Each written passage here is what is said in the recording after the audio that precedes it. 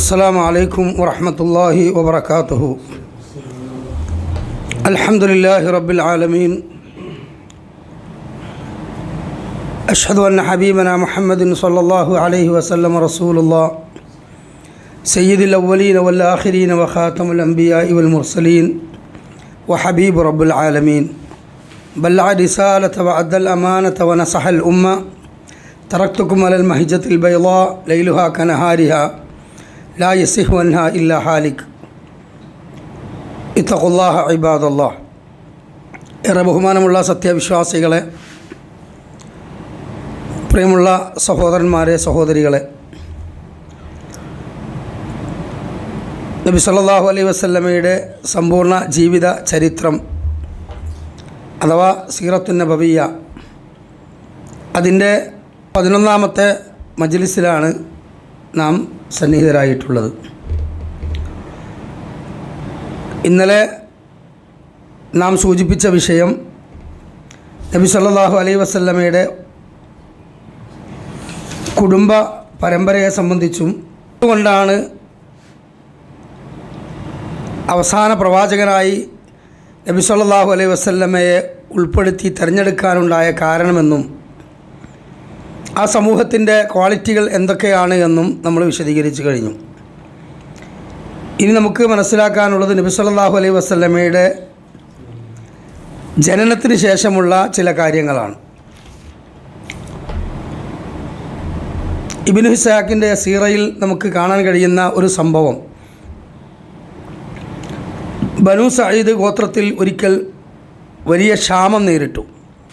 ആ ക്ഷാമം നേരിട്ട സമയത്ത് അവർ മക്കയിലേക്ക് പുറപ്പെടുകയാണ്.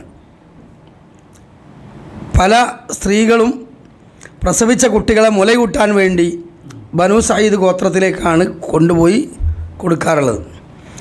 അപ്പോൾ അവിടെ നിന്ന് ഓരോ വർഷവും ഏകദേശം 10 സ്ത്രീകൾ എന്ത് ചെയ്യും, ബനൂ സഈദ് ഗോത്രത്തിൽ നിന്ന് മക്കയിലേക്ക് വരും.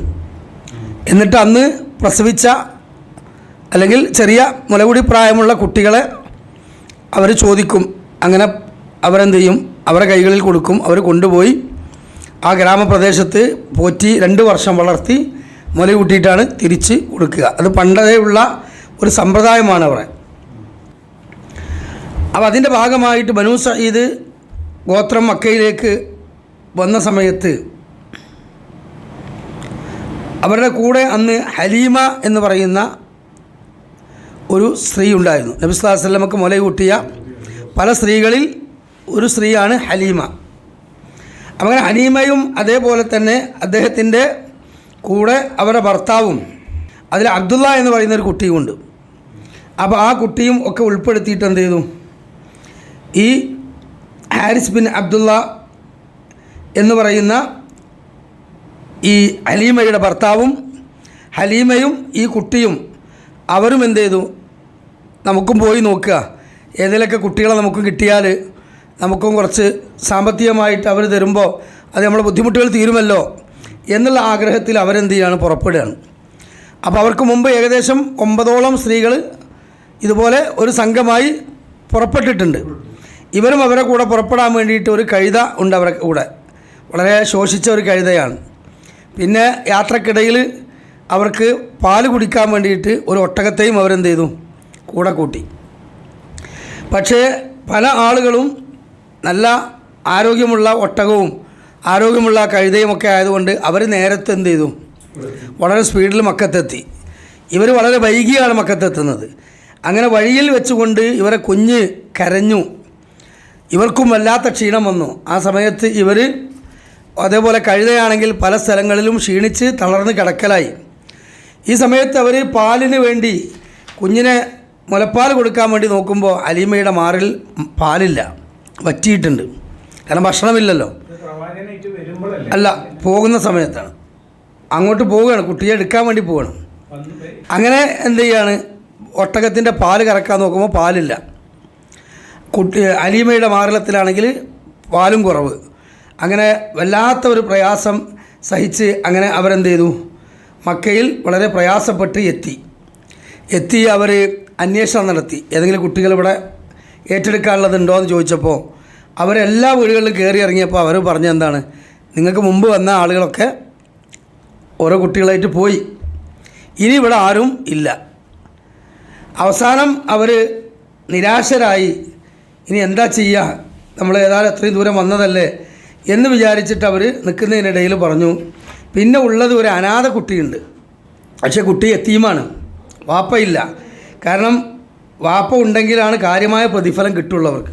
അപ്പോൾ ഹലീമ ഭർത്താവിനോട് ചോദിച്ചു. ഭർത്താവ് പറഞ്ഞു, എന്ത്, വെറും കൈയോടെ എന്തായാലും നമ്മൾ മടങ്ങണ്ട, നമുക്കെന്ത് ചെയ്യാം, ആ കുട്ടിയെ ഏറ്റെടുക്കാം. അങ്ങനെ ആമിന ആ കുട്ടിയെ ഏറ്റെടുത്തു. മാത്രമല്ല അത് അവളെ ഭർത്താവ് പറഞ്ഞു, അള്ളാഹു സുബ്ഹാനഹു വ തആല ചിലപ്പോൾ നമുക്ക് ആ ഒരു അനാഥ കുട്ടിയെ ഏറ്റെടുത്തതിൻ്റെ പേരിൽ എന്തെങ്കിലും ഖൈർ നമുക്ക് തരികയാണെങ്കിലോ അത് കിട്ടട്ടെ എന്നും വിചാരിച്ച് അങ്ങനെ എന്ത് ചെയ്തു, ഈ അനാഥ കുട്ടിയെ അവർ ഏറ്റെടുത്തു. പക്ഷെ തിരിച്ചു പോകുമ്പോൾ അവിടെ നിന്ന് പാല് കൊടുക്കാൻ വേണ്ടി ആമീനയുടെ കയ്യിൽ നിന്ന് വാങ്ങി ഹലീമ പാല് കൊടുക്കാൻ വേണ്ടി നോക്കുമ്പോൾ സുബ്ഹാനല്ലാഹ്, ആ ഹലീമയുടെ മാറിടത്തിൽ പാലുകൾ തളം കെട്ടി നിൽക്കുകയാണ്. അവരെന്നെ അത്ഭുതപ്പെട്ടു പോയി. അങ്ങനെ എന്ത് ചെയ്തു, മുഹമ്മദിന്, ആമിനയുടെ കുട്ടിക്ക്, മുഹമ്മദ് ഉസ്താദ് പാല് കൊടുത്തു. അപ്പം തന്നെ എന്ത് ചെയ്തു, പിന്നെ അവരെ കുട്ടിയുണ്ട് അബ്ദുള്ള, ആ ചെറിയ കുട്ടിയാണ്, അത് കുടിക്കാതിരിക്കുകയാണ്. ഇത് വറ്റിപ്പോകേണ്ട വിചാരിച്ച് പെട്ടെന്ന് അതിനെ എടുത്തിട്ട് എന്ത് ചെയ്തു, അതിനും കൊടുത്തു. 2 കുട്ടികളും വയറ് നിറച്ച് പാല് കഴിച്ചു. സന്തോഷത്തോടുകൂടി അവർ തിരിച്ചു മടങ്ങി വഴിയിൽ വെച്ചുകൊണ്ട് അവരെന്ത് ചെയ്തു, ഒട്ടകത്തിന് വേണ്ടി, ഒട്ടകത്തിൻ്റെ പാല് കറന്നിട്ട് കുറച്ച് പാല് കിട്ടുമെങ്കിൽ നമുക്ക് എന്ത് ചെയ്യാം, കറക്കാമെന്ന് വിചാരിച്ചിട്ട് ഒട്ടകത്തിൻ്റെ അകിടിലേക്ക് കൈവച്ച് നോക്കുമ്പോൾ സുബ്ഹാനല്ലാഹ്, സമൃദ്ധമായ പാല്. അപ്പോൾ ഇങ്ങോട്ട് വരുമ്പോൾ വറ്റിയ ഒട്ടകം തിരിച്ച് പോകുമ്പോഴേക്കും എന്താണ്, ആ ദൂരത്തേക്ക് താണ്ടുന്നതിനിടയിൽ ഒട്ടകത്തിനെ കറന്നപ്പോൾ പാല് മാഷാ അല്ലാഹ് കിട്ടി.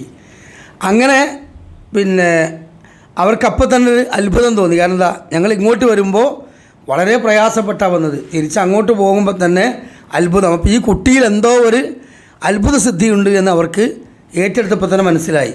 മാത്രമല്ല ഇങ്ങോട്ട് നടന്നു വന്ന കഴുത, ക്ഷീണിച്ച കഴുത, വളരെ സ്പീഡിലാണ് പിന്നെ യാത്ര പോണത്.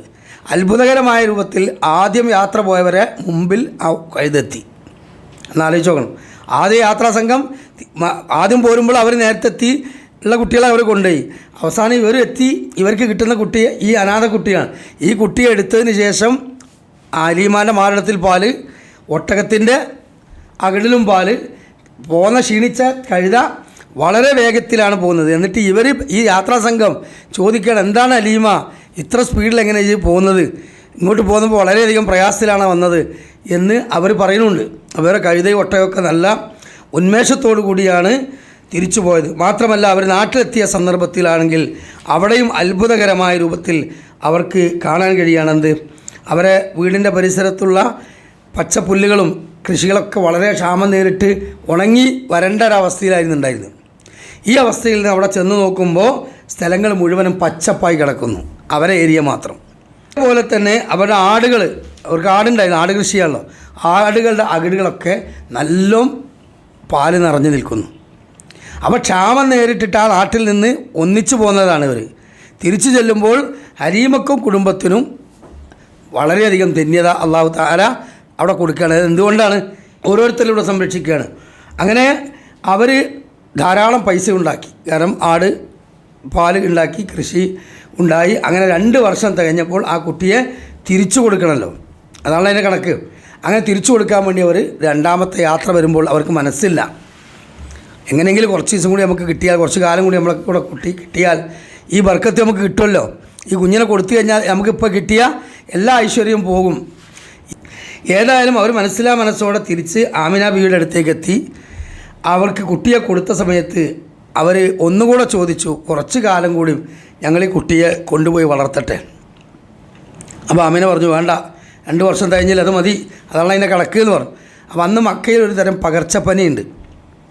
അപ്പോൾ പറഞ്ഞു ഈ പകർച്ചവ്യാധി ഈ സമയത്ത് കുട്ടിക്ക് വന്നു കഴിഞ്ഞാൽ എന്തെങ്കിലും അപകടം ഉണ്ടാവും, അതുകൊണ്ട് ഞങ്ങളടുത്ത് തന്നാളേ, നല്ല ശുദ്ധവായു ശ്വസിച്ച് ഈ പകർച്ചപ്പനി മാറിൻ്റെ ശേഷം ഞങ്ങൾ ഇങ്ങോട്ട് കൊണ്ടുവന്നരാമെന്നാണ്.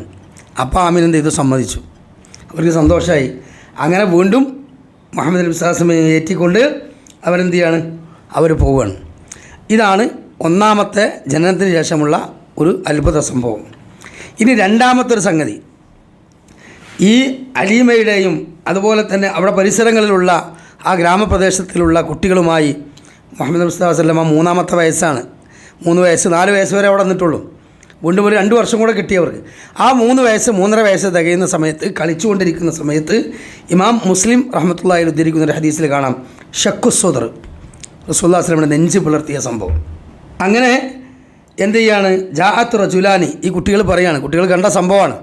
2 മനുഷ്യന്മാർ വന്നു. കളിച്ചുകൊണ്ടിരിക്കുന്ന കൂട്ടുകാരിൽ നിന്ന് മുഹമ്മദ് നബി എന്ത് ചെയ്തു, അവർ പിടിച്ചു.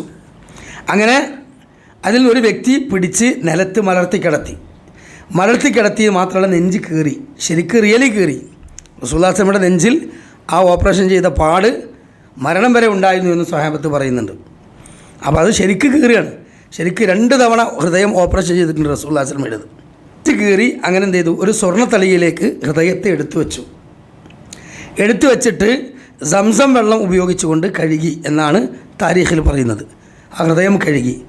അങ്ങനെ ഹൃദയത്തിൽ നിന്ന് ഹൽക്കത്ത് സൗദ എന്ന് പറഞ്ഞാൽ ഒരു കറുത്ത കഷ്ണം എന്നാണ്. ഹൃദയത്തിൽ നിന്ന് ഒരു കറുത്ത കഷ്ണം ഒഴിവാക്കി.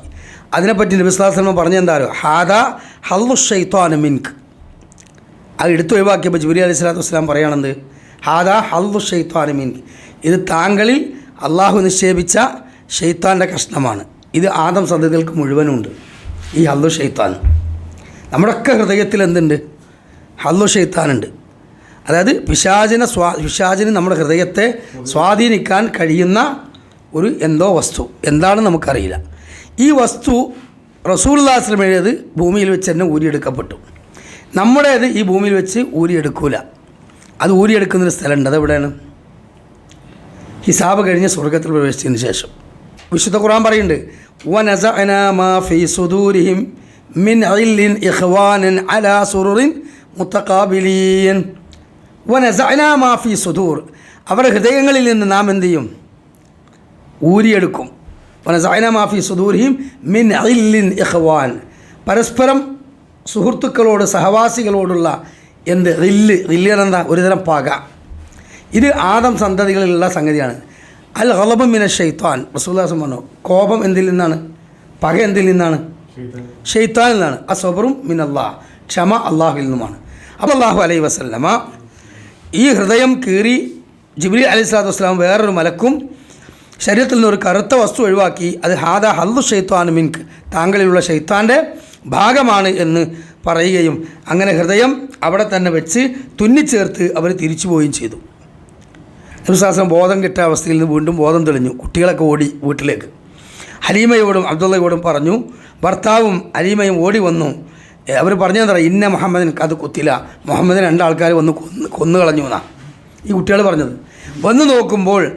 ഓടി വന്ന് നോക്കുമ്പോൾ കണ്ട കാഴ്ച എന്താറോ, നബി സല്ലല്ലാഹു അലൈഹി വസല്ലം നീല കളറായി പോയി, പേടിച്ചിട്ടുണ്ട്, നമ്മൾ കളർ മാറിപ്പോലും. ആ രൂപത്തിലുള്ള റസൂലുള്ളാഹി സ്വല്ലല്ലാഹു അലൈഹി വസല്ലം എന്ത് ചെയ്യാണ്, ഇരിക്കുന്ന രംഗമാണ് ഇവർ കാണുന്നത്. അതോടുകൂടി ഇവർക്ക് ബേജാറായി. കാരണം 2 വർഷം കഴിഞ്ഞ് മുല കൂട്ടി തിരിച്ചു കൊണ്ടുവന്ന് വീണ്ടും ചോദിച്ച് വാങ്ങിക്കൊണ്ടെന്നാണ്. ആ ചോദിച്ചു കൊണ്ടുവന്ന് ഇവർ ബേജാറായി. കാരണം ഇനി എന്തെങ്കിലും സംഭവിച്ച് മരിച്ചു പോയാൽ ഉത്തരം പറയേണ്ടി വരും. ഉടനെ എന്ത് ചെയ്ത് അവർ വീണ്ടും യാത്ര തിരിച്ച് അങ്ങനെ എന്ത് ചെയ്യാണ്, തിരിച്ച് അവിടെ കൊണ്ടുപോയി ഹലീമയുടെ ആമിന ബീവിയുടെ അടുത്തേക്ക് എന്ത് ചെയ്യാണ്, അത് കൊടുത്തു അങ്ങനെ അവർ തിരിച്ചു മടങ്ങി. അതാണ് ആ ഹൃദയം പിളർത്തിയ ശക്ക് സ്വദറുമായി ബന്ധപ്പെട്ടുകൊണ്ടുള്ള സംഭവമെന്ന് ഓർമ്മപ്പെടുത്തുകയാണ്.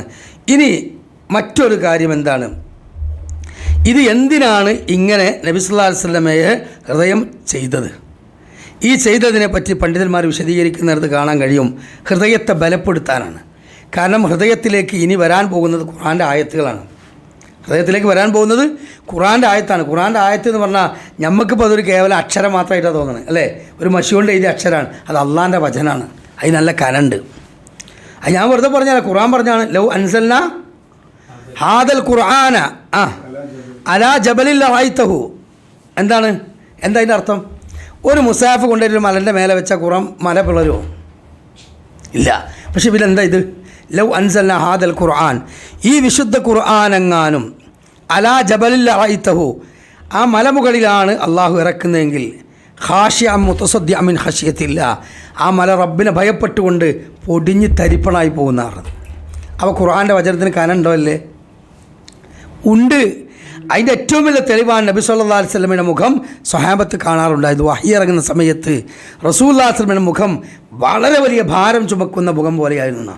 കാരണം ജിബ്രീൽ അലൈഹി സ്വലാത്തു വസ്സലാം അള്ളാഹിൻ്റെ ഖുർആനായിട്ട് ഇറങ്ങണത്. ഇത് വെറുതെ പറയല്ല, ഇതൊരു സ്വഹാബി തന്നെ പറഞ്ഞിട്ടുണ്ട്. ഇബ്നു മസ്ഊദ് റളിയല്ലാഹു അൻഹു പറയാം, ഞങ്ങളൊരിക്കൽ റസൂലുള്ളാഹി സ്വല്ലല്ലാഹു അലൈഹി വസല്ലമയുടെ കൂടെ ഇങ്ങനെ ഇരിക്കുമ്പോൾ എൻ്റെ കാല് ഞാൻ എന്ത് ചെയ്തു, എൻ്റെ കാലിൻ്റെ മുകളിൽ നബി സല്ലല്ലാഹു അലൈഹി വസല്ലമയുടെ കാലുണ്ടായിരുന്നു. അപ്പോൾ നമ്മളിങ്ങനെ ഇരിക്കുമ്പോൾ പരസ്പരം കാല് വെക്കുമല്ലോ സുഹൃത്തുക്കൾ നിലക്ക്. അപ്പോൾ എൻ്റെ കാലിൻ്റെ മുകളിൽ റസൂലുള്ളാഹി സ്വല്ലല്ലാഹു അലൈഹി വസല്ലമ കാല് വെച്ചിരുന്നു. ആ സമയത്ത് റസൂലുള്ളാഹി സ്വല്ലല്ലാഹു അലൈഹി വസല്ലമക്ക് വഹി ഇറങ്ങി. അതിനെപ്പറ്റി ഇബ്നു മസ്ഊദ് റളിയല്ലാഹു അൻഹു പറഞ്ഞെന്താ പറയുക, എൻ്റെ കാലിൻ്റെ എല്ലുകൾ പൊടിഞ്ഞ് നുറുകുമോ എന്ന് ഞാൻ വിചാരിച്ചു, അത്രയും ഭാരമായിരുന്നു എൻ്റെ കാലിന്. അപ്പോൾ അതുവരെ റസൂലുള്ളാഹിയുടെ കാലം അവിടെ ഉണ്ടായിരുന്നു, ഒരു കുഴപ്പമില്ല. വഹി ഇറങ്ങുന്ന സമയത്ത് ആ കാലിൻ്റെ അടിയിൽ ഇബ്നു മസ്ഊദ് റളിയല്ലാഹുവിൻ്റെ കാലുള്ളത്.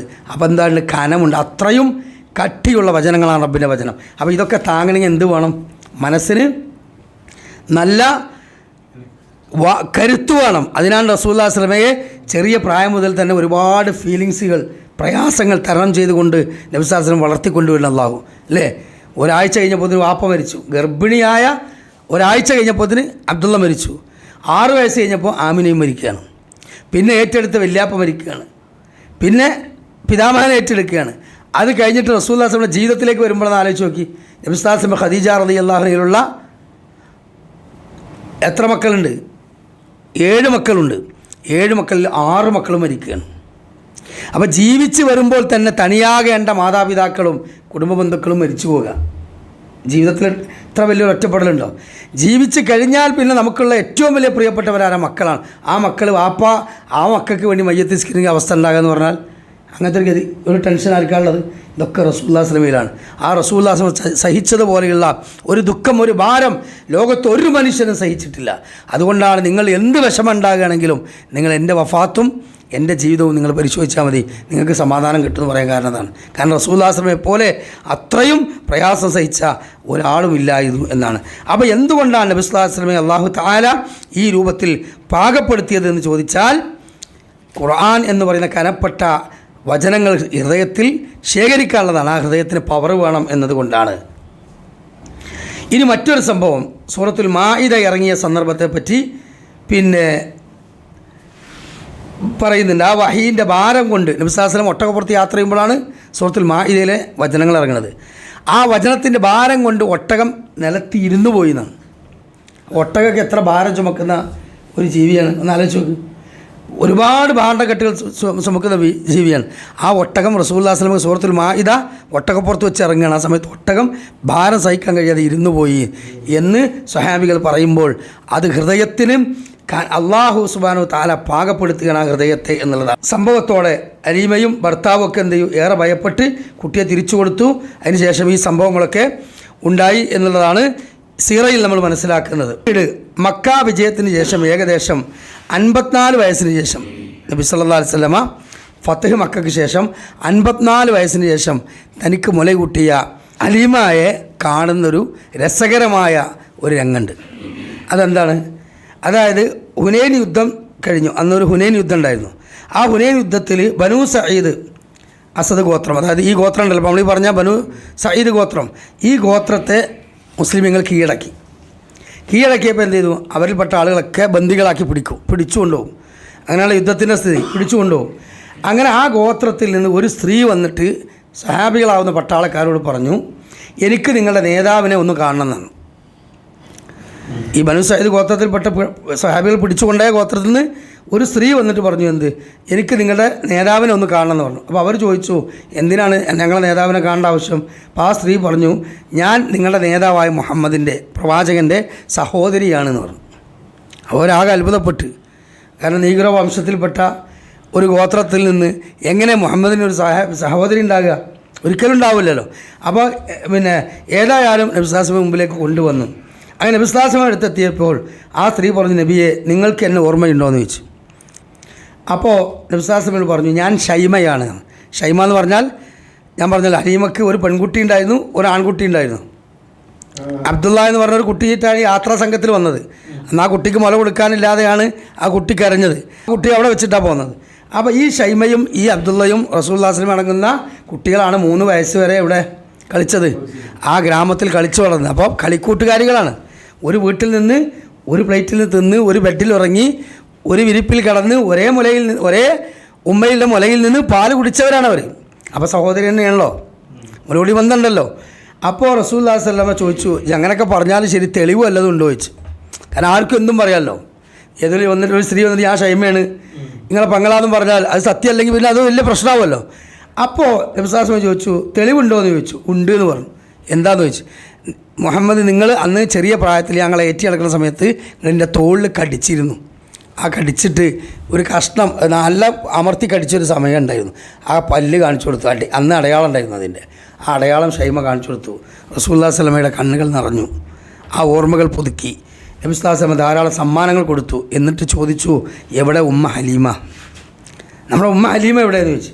അപ്പോൾ ഹലീമ അവിടെ ഉണ്ട്, പ്രായാധിക്യമാണ്, പക്ഷെ അന്ന് ഇസ്ലാം സ്വീകരിച്ചിട്ടുണ്ട്, റളിയല്ലാഹു അൻഹയാണ്.